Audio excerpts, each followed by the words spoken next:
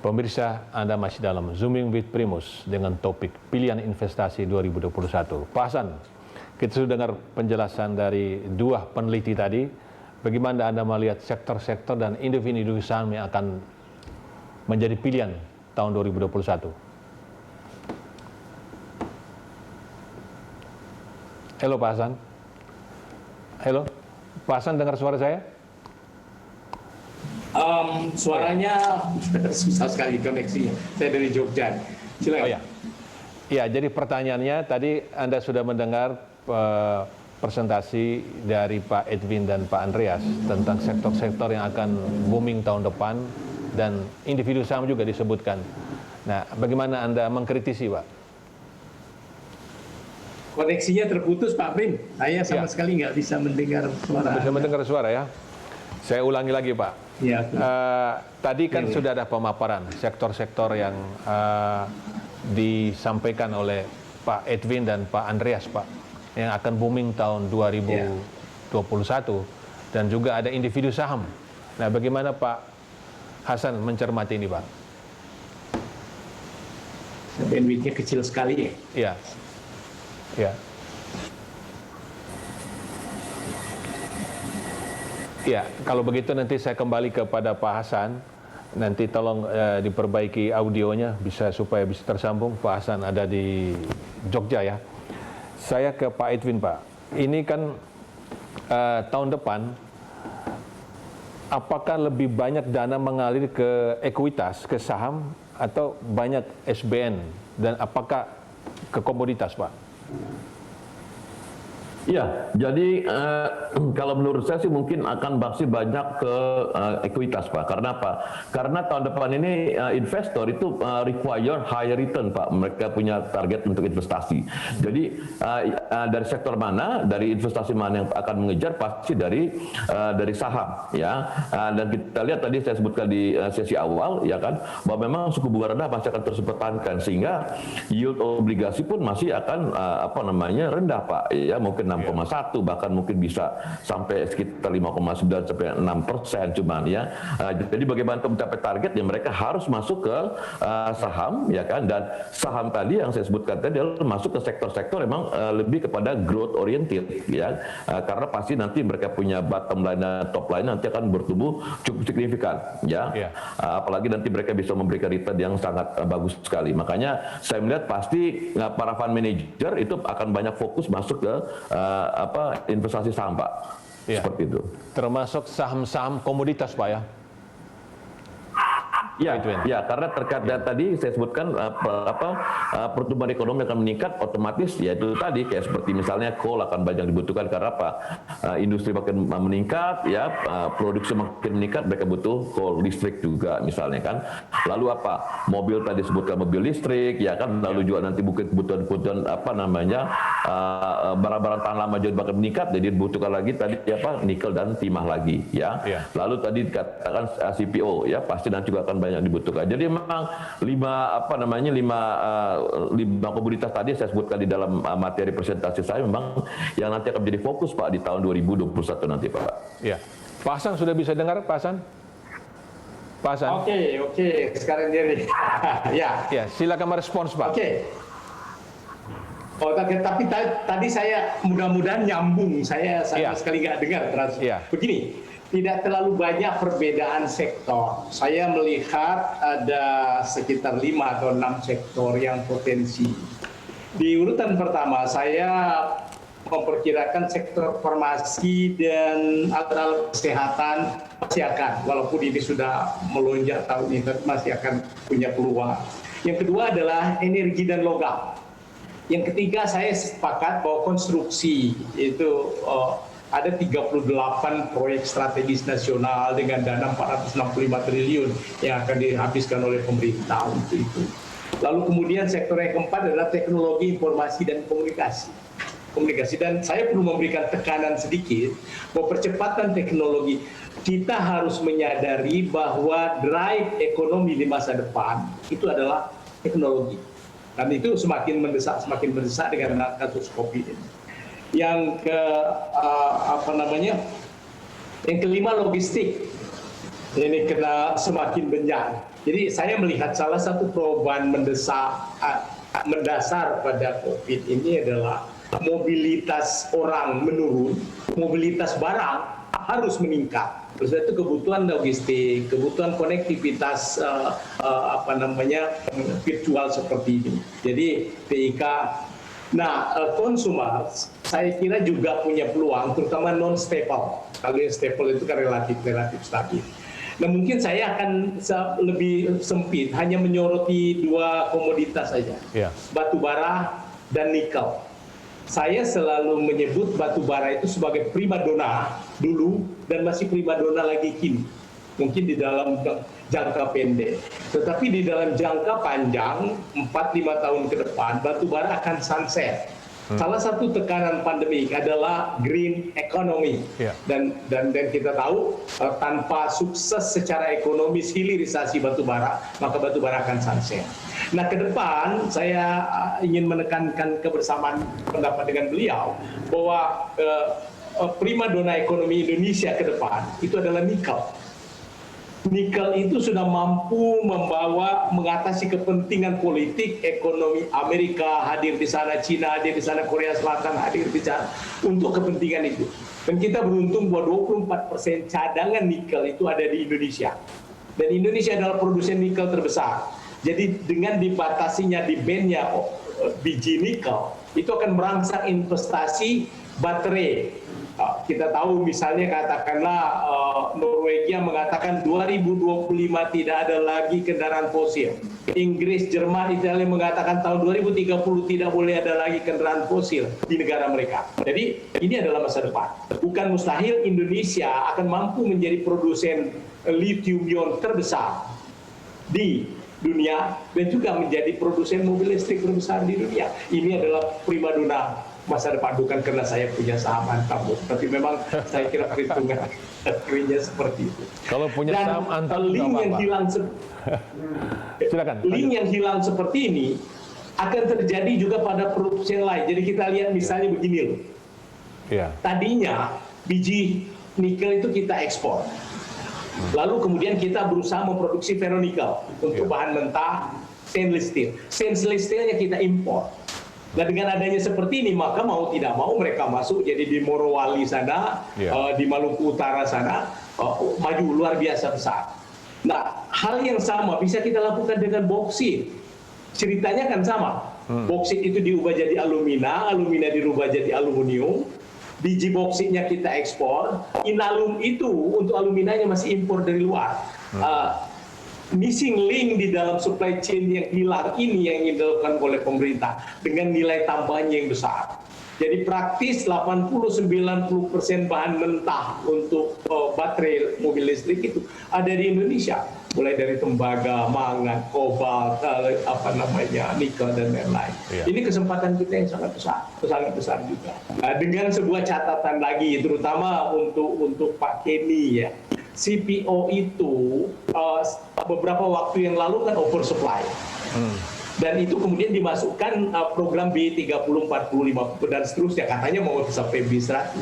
Ini secara teknis oke, tapi secara ekonomis tidak oke. Sama sekali tidak oke. Kenapa? Dengan makin jauhnya jarak antara harga solar dengan harga biodiesel, itu dibutuhkan insentif. Itu pungutan ekspor itu tahun depan akan mencapai 53 triliun dari eksportir. Untuk apa? Memberikan insentif agar perusahaan mau memproduksi. It's not help. Demikian juga dengan batu bara. Batu bara itu PTBA sekarang sudah mulai dengan hilirisasi batu bara. Tapi hilirisasi itu teknis pasti, tetapi ekonomis nanti dulu. Bisakah batu bara DME itu kemudian bersaing secara ekonomis dengan gas alam misalnya? Itu persoalan lain. Bahwa kalau tidak nanti ada pihak lain yang dikorbankan lagi. Nah, itu catatan saya mengenai produk. Saya kira itu saja Pak. Iya, Pak Andreas, walaupun ini ada dana reksa BRI, ada banknya juga ya. Itu mengapa bank masih menarik tahun 2021? Oh, itu karena kembali lagi ekonominya sudah membaik, ya kan? Berarti orang udah mulai memerlukan kredit baru lagi. Kredit-kredit yang kemarin sudah bisa dibilang harus restrukturisasi, mulai macet. Nah ini udah mulai kembali lagi lancar. Nah jadinya memang lebih ke arah secara makro kita mengalami perbaikan, aktivitas ekonomi membaik, kebutuhan akan produk-produk perbankan itu juga meningkat. Jadi kembali menuju ke normal. Kalau di situ kita memang prefer Bank BNI dengan target price di 8.000. Karena memang kita sebagai anak usaha kita tidak bisa memberikan memberikan rekomendasi. Iya betul Pak. Kemudian Pak. juga harus dicermati juga aksi korporasi 2021 ya Pak Andreas. Bagaimanapun juga aksi korporasi kan berpengaruh. Seperti bank-bank syariah BUMN digabung jadi satu, valuasinya naik. Begitu pula kalau ada rencana perusahaan-perusahaan BUMN yang bergerak di bidang ultramikro, kalau digabungkan ke BRI, barangkali BRI juga akan besar ya, isunya PNM dan itu Pegadaian. Nah, pertanyaan saya karena ini waktu sudah menjelang akhir 5 menit lagi, pendek-pendek Pak Andreas, target tahun depan itu bisa berapa IHSG Pak? Ya terakhir kan tomorrow Pak, yang 2020, besok terakhir, dan yang penting tahun depan itu bisa Desember tahun depan berakhir pada level berapa? Ya, kemudian nanti ya, silakan Pak Andreas. Base case kita dari BRI dan Reksa adalah pertumbuhan 15% secara JCI. PE target itu kita ada masukkan re-rating karena ada foreign flow. Jadi ya kita punya indeks target itu di 6.800 untuk IHSG tahun 2021. Iya Pak. Saran singkat Anda kepada investor, 1-2 kalimat Pak. Apa yang harus dilakukan oleh investor kita Pak Andreas? Harus banyak beredukasi, dalam artian mau lihat juga secara fundamental seperti apa. Jangan hanya ikut-ikutan saja. Baik Pak. Pak Edwin, tadi Anda sebut 6.500, 6.600 kok kecil sekali. Target tahun depan Pak. Pak Edwin. Iya, jadi kalau halo. Jadi kalau tahun depan itu target saya tuh tadi seperti saya tadi munculkan adalah 6782 Pak, ya. 6782 mungkin mirip dengan Pak Andreas tadi ya, 65% saya di 6782 ya. Itu mungkin target untuk akhir tahun Pak di 2021 nanti. Ya. Pesan Anda kepada para investor? Iya, jadi kalau menurut saya sih mungkin yang terbaik adalah kita harus melakukan rotasi ke saham-saham ya, sektor-sektor yang akan growth tahun depan ya. Saya setuju sekali dengan Pak Hasan tadi ya, itu adalah sektor tentang logistik, karena itu tanpa disadari Bapak Ibu ya, dengan semakin bertambahnya jalan, dengan semakin bergairahnya ekonomi, itu pasti nanti arus barang dan jasa terutama barang tadi itu sangat naik meningkat sekali. Nah, di sini di Indonesia ada 12 emiten ya terkait dengan Interboda, 10 BUMN, 2 swasta, tetapi 11 itu sebetulnya tidak belum jalan. Nah, salah satu yang sekarang yang jalan, yang sudah beroperasi adalah Putra Raja Wali, emiten Putra Raja Wali ya. Nah itu jadi nanti mungkin dia punya omset ya, itu nanti akan membesar, jadi akan berpengaruh pada terkait punya pendapatan, akan berpengaruh lagi nanti kepada dia punya bottom line ya. Jadi saya setuju sekali dengan Pak Hasan tadi, sektor logistik menurut saya sih nanti tahun depan itu nanti ya perlu jadi fokus ya, selain jadi sektor infrastruktur dan konstruksi tadi Pak. Ya, baik Pak. Pak Hasan, ini sebagai investor juga, investor senior Pak. Bagaimana sharing kepada sesama investor Pak tahun depan? Untuk milenial.